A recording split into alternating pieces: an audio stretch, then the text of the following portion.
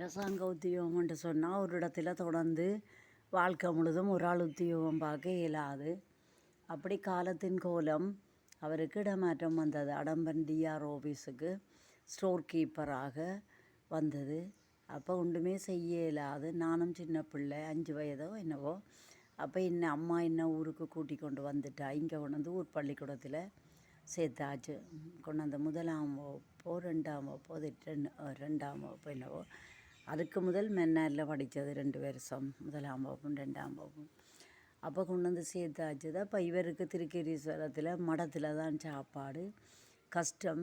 சாப்பாட்டுக்கு போக பிந்திச்சதுன்றால் இருக்கிறது உப்புமா தான் இரவுக்கு சாப்பாட்டுக்கு இருக்கும். இவர் பிண்டி போனாருண்டா உப்புமாவும் இல்லாமல் போடும்.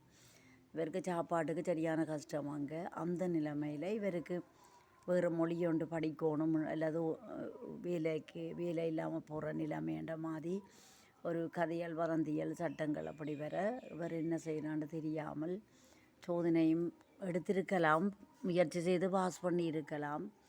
யாரோ தப்பான வழிகாட்டலை சொல்லி இவர் 41 வயதில் பென்ஷன் எடுத்துக்கொண்டு ஊருக்கு வந்து சேர்ந்துட்டார்.